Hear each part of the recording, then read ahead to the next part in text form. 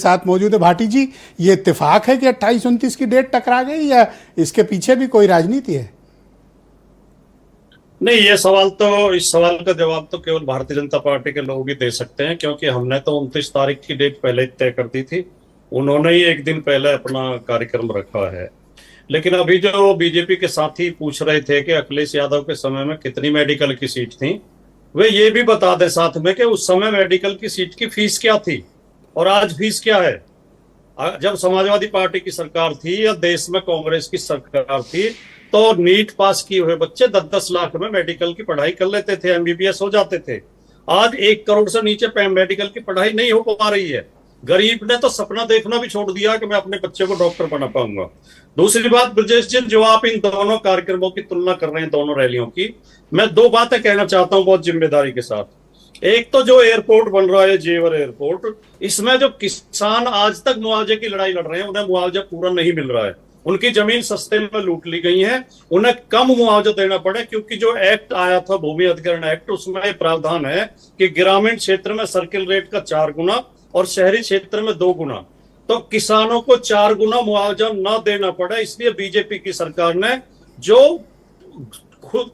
घोर गांव ग्रामीण क्षेत्र है, जहां आज भी धूल उड़ रही है, उन्हें शहर घोषित कर दिया है। तो वो मुआवजे की लड़ाई लड़ रहे हैं किसान।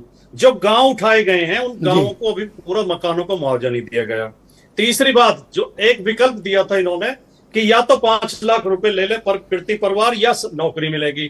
तो जिन्होंने 5 लाख का विकल्प चुना उन्हें तो पैसे मिल गए, लेकिन जिन्होंने नौकरी का विकल्प चुना था वो बच्चे आज तक भटक रहे हैं। एक भी लड़के को इन्होंने नौकरी नहीं दी है एयरपोर्ट में, जबकि एयरपोर्ट का उद्घाटन 28 तारीख को प्रधानमंत्री करने आ रहे हैं।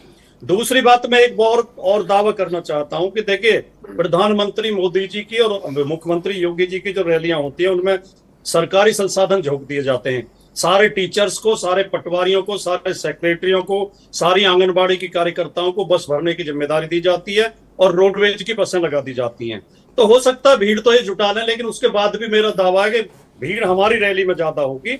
लेकिन मैं आज मुझे आपके चेहरे पे कुछ तनाव दिख रहा है कि बीजेपी की रैली 28 को है, उनका मुकाबला आप 29 को कैसे करेंगे? एक बार और, आपके चेहरे पे मुझे तनाव दिख रहा है। नहीं, मेरे चेहरे पर तनाव नहीं है, मेरे चेहरे पर थकान है। आप मेरा कुर्ता देखो, ये इसमें भी दाग लगे हुए हैं। मैं सुबह से निकला हूँ, अभी मैं इस समय अमरोहा में बैठा हूँ। मैंने सुबह से 6 मीटिंग की है। मैं गांव धूल फांक रहा हूँ। मेरे चेहरे पर थकान है, तनाव नहीं है। और मैं रात केवल 3 घंटे सोया हूँ। रात मेरी मेरठ में आखिरी मीटिंग 1 बजे खत्म हुई थी। तो ये तनाव नहीं है। प्राइम मिनिस्टर की रैली है, चीफ मिनिस्टर की रैली है, इतना बड़ा मेगा शो है, आप कैसे मुकाबला कर पाएंगे? मुझे लगता है इसी बात का तनाव आपको होगा, जिस कारण आप 3 घंटे सो रहे हैं। मैं वही कहना चाह रहा था, मैं आखिर कर रहा हूं। मैं दावा कर रहा हूं कि आप अपना रिपोर्टर भेजना, जो प्रधानमंत्री की रैली में लोग आएंगे उनसे आप बात करना। वो किराए की भीड़ होगी, कई लोगों को तो पैसे दे के लाया जाता है। हमारी रैली में 29 तारीख को आप अपने रिपोर्टर भेजना। हमने एक भी गाड़ी किराए की नहीं की है। लोग अपने वाहन लेके खुद पहुंचेंगे और जिम्मेदार लोग होंगे, समाज के जिम्मेदार लोग मौजूद। अच्छा, एक और सवाल है इस राउंड का, उसके बाद फिर हम आगे बढ़ेंगे। इस राउंड का ये सवाल है कि इस रैली के जरिए आप क्या चुनाव का आगाज कर रहे हैं, या नोएडा को टोटके के तौर पर एक पॉलिटिकल रैली के लिए आपकी पार्टी, आप लोगों ने चुना है? नहीं, देखिए, हमारी पार्टी ने और हमारे राष्ट्रीय अध्यक्ष श्री अखिलेश यादव जी ने तो बाद में ये ऐलान किया कि हम इस रैली से चुनाव का आगाज करेंगे।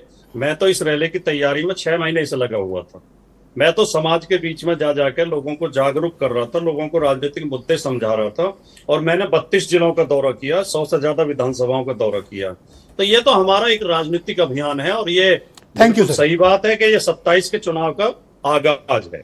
बहुत शुक्रिया। मैं अनिल दुबे, राष्ट्रीय लोकदल के जनरल